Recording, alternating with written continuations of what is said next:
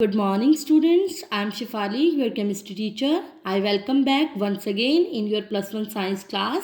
Students, today we will continue our chapter Structure of Atom. Today's topic is photoelectric effect. Students, it is the most important topic of this chapter. Please listen it carefully. इसी से related एक topic और भी आएगा, उसके बाद उसके numerical आएंगे. टुडेज टॉपिक में सिर्फ हम थ्योरी पढ़ेंगे, कोई न्यूमेरिकल पोर्शन नहीं होगा. बट इस कंसेप्ट को, इस इफेक्ट को आपने बहुत अच्छे से समझना है, बहुत ही ज़्यादा ये इम्पॉर्टेंट है. Students, photo electric effect as the name suggest, photo plus electric. Photo हम साइंस में किसको कहते हैं? फोटोन्स को, लाइट को कहते हैं. और इलेक्ट्रिक मीन्स जिससे इलेक्ट्रिसिटी जनरेट होती है.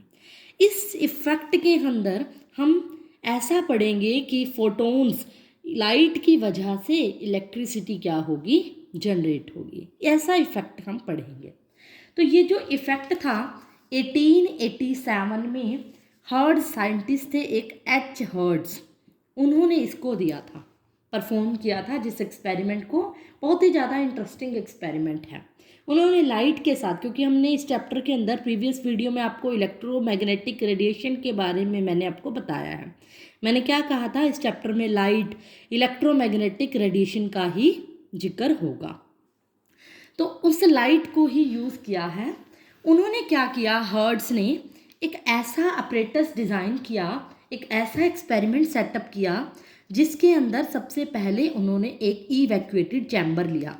इवैक्यूएटेड चैम्बर से आप समझते हो, जो बिल्कुल एम्प्टी होता है, बिल्कुल एम्प्टी होता है बिल्कुल.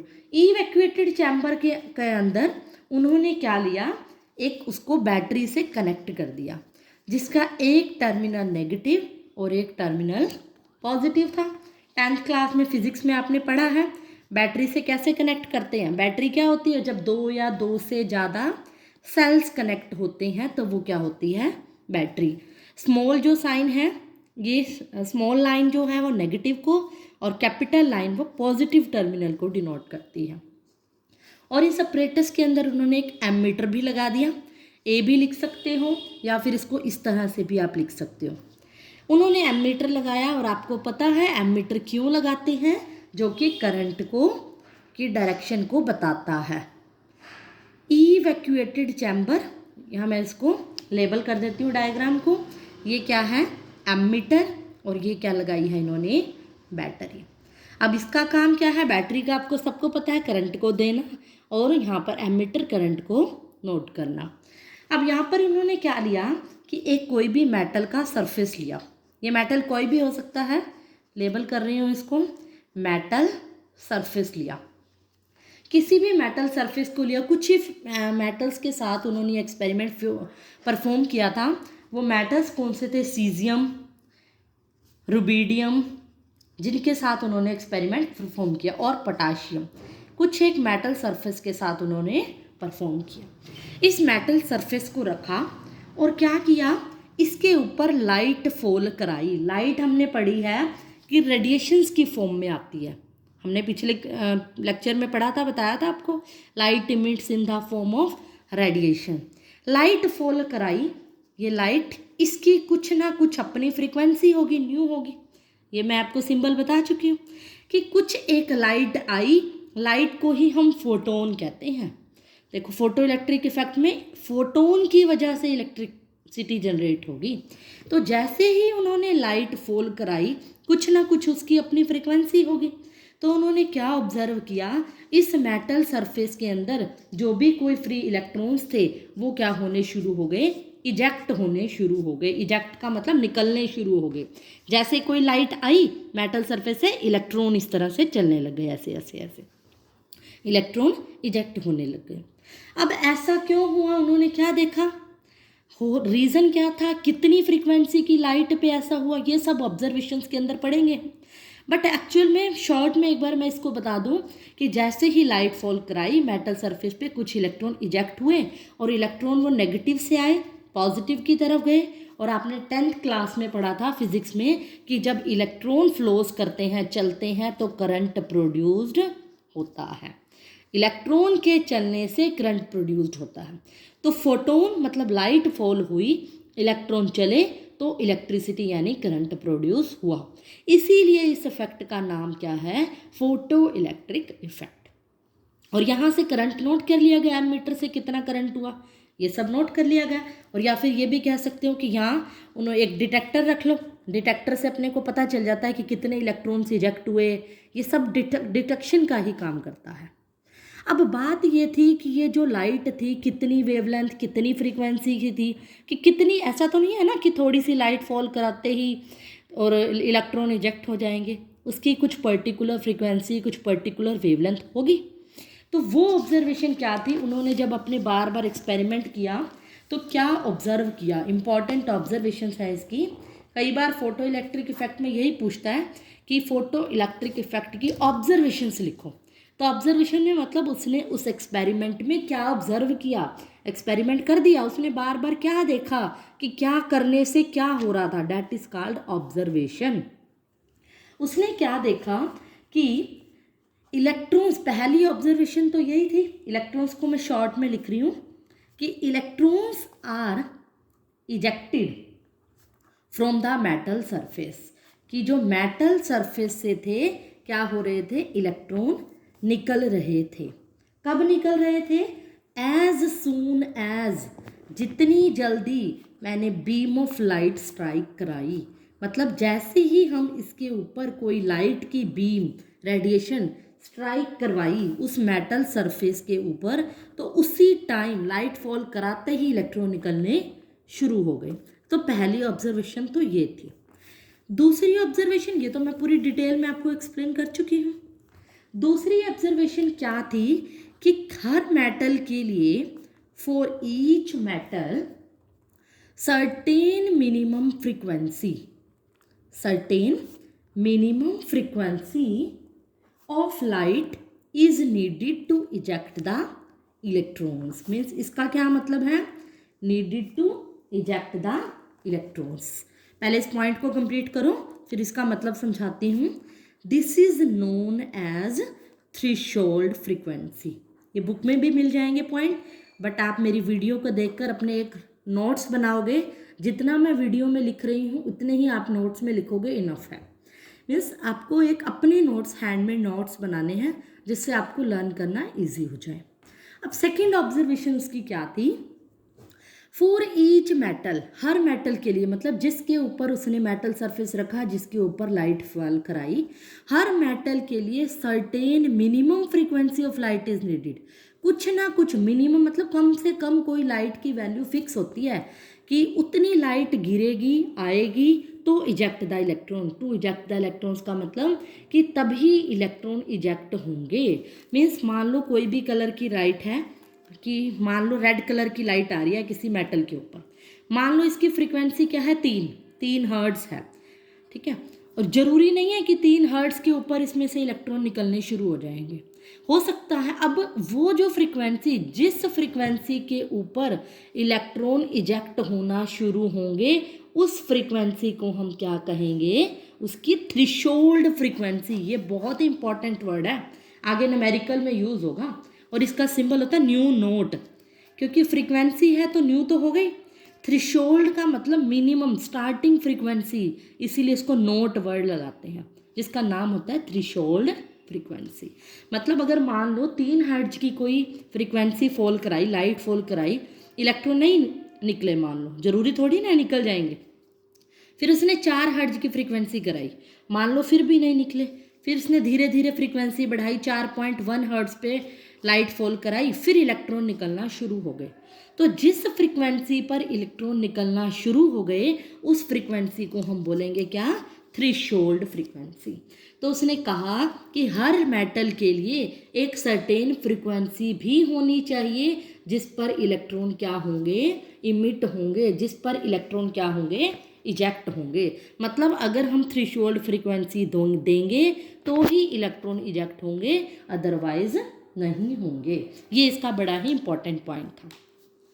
इसकी थर्ड ऑब्जर्वेशन क्या थी कि हर मेटल के लिए हमने देखो मिनिमम फ्रीक्वेंसी तो दे दी, अब कहा कि पहले इस पॉइंट को समझो कि the kinetic energy of the ejected electrons, कि जो काइनेटिक एनर्जी होगी इन इलेक्ट्रॉन्स की, जो इजेक्ट मतलब जो निकल गए हैं इलेक्ट्रॉन्स उनकी, is directly proportional to the frequency of the incident radiation. इसको अभी मैं एक्सप्लेन करती हूँ, पहले इस पॉइंट को समझो। Incident radiation and is independent of its intensity, means क्या है इसका मतलब, देखो कि जो काइनेटिक एनर्जी होगी इजेक्टेड इलेक्ट्रॉन की, मतलब जो इलेक्ट्रॉन निकलेंगे फोटो इलेक्ट्रिक इफेक्ट के अंदर, उसकी काइनेटिक एनर्जी से मतलब क्या होता है। काइनेटिक एनर्जी का मतलब 10th क्लास में भी आपने पढ़ा होगा कि काइनेटिक एनर्जी का मतलब मोशन वाली एनर्जी। जब कोई चीज़ चलती है तो चलने में जो एनर्जी लगती है उसकी काइनेटिक एनर्जी होती है। तो काइनेटिक एनर्जी, जब ये इलेक्ट्रॉन चलेंगे, इस इलेक्ट्रॉन की जो एनर्जी होगी वो कौन सी एनर्जी होगी, काइनेटिक एनर्जी। इसकी काइनेटिक एनर्जी किस पे डिपेंड करती है, frequency of the incident radiation, मतलब फ्रीक्वेंसी ऑफ का इंसिडेंट रेडिएशन के ऊपर डिपेंड करती है कि जो रेडिएशन आ रही है उसकी फ्रीक्वेंसी पे डिपेंड करेगी कि इलेक्ट्रॉन कितनी स्पीड से निकलेंगे, उसकी काइनेटिक एनर्जी कितनी होगी। मतलब अगर 4 हर्ट्ज की फ्रीक्वेंसी दी है तो उस पर डिपेंड करता है। इसको हम अगर सिंबॉलिक फॉर्म में बताऊं तो kinetic energy is directly proportional to nu naught, क्योंकि उसकी फ्रीक्वेंसी पे, थ्रेशोल्ड फ्रीक्वेंसी होगी ना ये न्यू नोट, या ये कह लो न्यू पे डिपेंड करती है, फ्रीक्वेंसी पे, and is independent of intensity, और उसकी इंटेंसिटी पे डिपेंड नहीं करती। इंटेंसिटी का मतलब मैंने प्रीवियस वीडियो में बताया था, इंटेंसिटी का मतलब होता है ब्राइटनेस, उसकी चमक, उसके कलर की, अगर रेड कलर की लाइट है, येलो की लाइट है, उसकी चमक पे डिपेंड नहीं करेगा कि इलेक्ट्रॉन की काइनेटिक एनर्जी क्या होगी, उसकी फ्रीक्वेंसी पे डिपेंड करेगा कि इलेक्ट्रॉन की काइनेटिक एनर्जी क्या होगी। चमक चाहे कम भी हो, इंटेंसिटी चाहे कम भी हो तो चल जाएगी, लेकिन फ्रीक्वेंसी जितनी ज़्यादा होगी काइनेटिक एनर्जी उतनी ज़्यादा होगी, मतलब स्पीड उनकी बहुत ज़्यादा होगी इलेक्ट्रॉन की, वो उसकी फ्रीक्वेंसी पे डिपेंड कर रहा है। Is that clear. And last point is, last observation इसकी क्या है कि जो नंबर ऑफ इलेक्ट्रॉन्स इजेक्टेड होंगे, कि नंबर ऑफ इलेक्ट्रॉन्स इजेक्टेड पर सेकंड, एक सेकंड में कितने इलेक्ट्रॉन निकलेंगे, कहाँ से निकल रहे थे electron, from the metal surface, वो किस पे डिपेंड करेगा, डिपेंड्स अपॉन द इंटेंसिटी और ब्राइटनेस। अभी मैंने बताया इंटेंसिटी का मतलब क्या होता है, ब्राइटनेस से मतलब होता है, brightness of incident radiation, incident जो स्टार्टिंग में मैंने फॉल कराई है, जो लाइट फॉल कराई है, अब ये किस पे डिपेंड करेगी, इंटेंसिटी पे, but does not depend upon its frequency. अब ये फ्रीक्वेंसी पे डिपेंड नहीं करेगी, क्या मतलब है, इससे जस्ट अपोजिट पॉइंट है। थर्ड पॉइंट में हमने इंपॉर्टेंस दी थी किसको, कि काइनेटिक एनर्जी किस पे डिपेंड करती है, उसकी फ्रीक्वेंसी पे डिपेंड करती है, कि इलेक्ट्रॉन की स्पीड तो उसकी फ्रीक्वेंसी पे डिपेंड करेगी कि कितनी स्पीड से इलेक्ट्रॉन आ रहे हैं, कितनी स्पीड से लाइट आ रही है, उतनी ही स्पीड से इलेक्ट्रॉन निकलेंगे। लेकिन हमने क्या पढ़ा था इसके अंदर, इलेक्ट्रॉन जो आ रहे हैं ये कितने आ रहे हैं, अब आ रही है नंबर की बात, पहले मैंने स्पीड की बात की थी, अब मैं किसकी करूँगी, नंबर ऑफ इजेक्टेड इलेक्ट्रॉन, मतलब कितने इलेक्ट्रॉन निकल रहे हैं एक टाइम पे। इस इफेक्ट के अंदर जैसे इस लाइट आई क्या होता था, इलेक्ट्रॉन निकलते थे, 1 2 3 4, कितने इलेक्ट्रॉन निकलने हैं वो किस पे डिपेंड करेगा, उसकी इंटेंसिटी पे, जो लाइट आ रही है इस लाइट की ब्राइटनेस पे डिपेंड करेगा, इसकी चमक पे डिपेंड करेगा कि इलेक्ट्रॉन कितने निकलेंगे। जितनी ज़्यादा इसकी इंटेंसिटी होगी उतने इलेक्ट्रॉन इजेक्ट होंगे, अगर इसकी इंटेंसिटी कम होगी तो इलेक्ट्रॉन क्या होंगे, कम इजेक्ट होंगे। तो क्लियर हुई ये पॉइंट कि इलेक्ट्रॉन का नंबर ऑफ इलेक्ट्रॉन्स इजेक्टेड किस पे डिपेंड करेगा, ब्राइटनेस पे, उसकी चमक पे, और उसकी स्पीड किस पे डिपेंड करेगी, उसकी फ्रीक्वेंसी पे डिपेंड करेगी। तो यही था हमारा फोटो इलेक्ट्रिक इफेक्ट। तो ये तो सारी इसने ऑब्जर्वेशन की, शॉर्ट में फोटो इलेक्ट्रिक इफेक्ट तो आपको बता ही दिया कि मान लो जैसे जैसे क्या हुआ, ओवरव्यू अगर मैं दूं कि लाइट फॉल होगी, मेटल के ऊपर होगी, मेटल इलेक्ट्रॉन इजेक्ट करेगा, और हमें पता है इलेक्ट्रॉन के चलने से क्या आता है, करंट, और ये करंट एमीटर नोट कर लेगा। फोटॉन्स की वजह से, लाइट को फोटॉन्स बोलते हैं, फोटॉन्स के स्ट्राइक होने की वजह से इलेक्ट्रिक करंट प्रोड्यूस हुआ, इसीलिए इसको हम क्या बोलते हैं, photo electric effect. Is that clear? तो ये सब उसकी किन किन बातों पे डिपेंड कर रहा है, लाइट कैसी फॉल कराई जा रही है, उसकी मिनिमम फ्रीक्वेंसी पे डिपेंड करता है, उसकी काइनेटिक एनर्जी उसकी फ्रीक्वेंसी पे डिपेंड करती है, और नंबर ऑफ इलेक्ट्रॉन्स कितने निकलेंगे उसकी ब्राइटनेस उसकी इंटेंसिटी पे डिपेंड करता है। फॉर एग्जाम्पल मैं आपको एक ये चीज़ बता दूं, मान लो एक एग्जाम्पल से एक्सप्लेन कर दूं, वैसे ऑब्जर्वेशन तो यही है। मान लो कि कोई भी रेड लाइट आ रही है इस फोटो इलेक्ट्रिक, रेड लाइट की जो अपनी फ्रीक्वेंसी होती है वो 4.3 से 4.6 इंटू 10⁻14 सेकेंड इनवर्स होती है, ठीक है। और जो येलो लाइट होती है उसकी जो फ्रीक्वेंसी होती है वो कितनी होती है, 5.1 से 5.2 इंटू 10⁻14 सेकेंड इनवर्स। अब क्या करेंगे, जैसे ही हम रेड लाइट फॉल कराएंगे मेटल के ऊपर, मान लो कोई भी मेटल है, पोटाशियम मेटल है, ठीक है, मेटल पे भी डिपेंड करता है ना, मान लो पोटाशियम मेटल के ऊपर मैंने रेड लाइट फॉल कराई, तो क्या होंगे, इलेक्ट्रॉन इजेक्ट नहीं होंगे। क्यों नहीं हो रहे, इसका मतलब इससे ज़्यादा फ्रीक्वेंसी इसको चाहिए मेटल को, पोटाशियम मेटल को इजेक्ट कराने के लिए। के मतलब पोटाशियम मेटल का सिंबल लिखा है मैंने, इलेक्ट्रॉन इजेक्ट कराने के लिए इसका मतलब इससे ज़्यादा फ्रीक्वेंसी चाहिए। जैसे ही मैंने येलो लाइट फॉल कराई, येलो का मतलब ये रेड की जगह मैंने येलो ले ली, येलो लाइट फॉल कराई तो क्या हुई, मतलब उसकी फ्रीक्वेंसी इतनी थी, तो मैंने देखा कि इलेक्ट्रॉन इजेक्ट हो गए।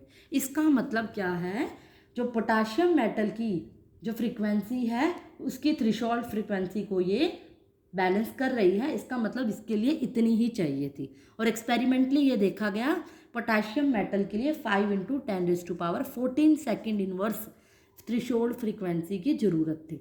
इतनी या इससे ज़्यादा लाइट की फ्रीक्वेंसी इसके ऊपर आई तो इलेक्ट्रॉन इजेक्ट हो गए, इससे कम की लाइट आई तो इलेक्ट्रॉन इजेक्ट नहीं हुए। अब इसको आप अच्छे से पढ़ोगे तो आपको क्लियर हो जाएगा। इसको मैं एक बार ग्राफिकली शॉर्ट में बता देती हूँ आपको। जैसे मैंने इसकी ऑब्जर्वेशन बताई है थर्ड और फोर्थ, उसमें क्या कहा कि काइनेटिक का जो एनर्जी है इजेक्टेड इलेक्ट्रॉन की वो किस पे डिपेंड करती है, फ्रीक्वेंसी ऑफ लाइट, लाइट की फ्रीक्वेंसी पे डिपेंड करती है। और हमें पता है इलेक्ट्रॉन इजेक्ट होना शुरू होते हैं एक मिनिमम फ्रीक्वेंसी यानी थ्रेशोल्ड फ्रीक्वेंसी पे। तो जैसे ही न्यू नोट मैं दूंगी, मान लो ये न्यू नोट वैल्यू है जो कि क्या है, थ्रेशोल्ड, तो काइनेटिक एनर्जी बढ़ेगी जब फ्रीक्वेंसी बढ़ेगी, न्यू नोट पे स्टार्ट होएगी ना कुछ फ्रीक्वेंसी, ऐसे तो नहीं है स्टार्टिंग से ही मैं शुरू कर दूं, कुछ भी फ्रीक्वेंसी दी और इलेक्ट्रॉन की स्पीड बढ़नी शुरू होगी। एक मिनिमम फ्रीक्वेंसी होती है ना, वो कौन सी होती है, थ्रेशोल्ड फ्रीक्वेंसी। इतनी पे मान लो नहीं हुए इलेक्ट्रॉन, इतनी पे भी नहीं हुए, इतनी पे इलेक्ट्रॉन इजेक्ट होना स्टार्ट हो गए तो हम क्या कहेंगे, ये उसकी क्या हो गई, थ्रेशोल्ड फ्रीक्वेंसी। तो kinetic energy is directly proportional to frequency. Second अगर ग्राफ में इसका बताऊं कि काइनेटिक एनर्जी जो होती है, अगर मैं इजेक्टेड इलेक्ट्रॉन की काइनेटिक एनर्जी का ग्राफ बताऊं इंटेंसिटी ऑफ लाइट के साथ, मैंने क्या कहा था, इंटेंसिटी पे काइनेटिक एनर्जी डिपेंड नहीं करती, तो इसका ग्राफ कैसा आएगा, स्ट्रेट लाइन जो कि कांस्टेंट वैल्यू को रिप्रेजेंट करता है। तो इसका मतलब ग्राफ कैसा आएगा, कांस्टेंट वैल्यू, क्योंकि ये इस पर इंडिपेंडेंट होता है। So that's all. अब इसकी ऑब्जर्वेशन आपको अच्छे से स्टडी करनी है। That's all for today.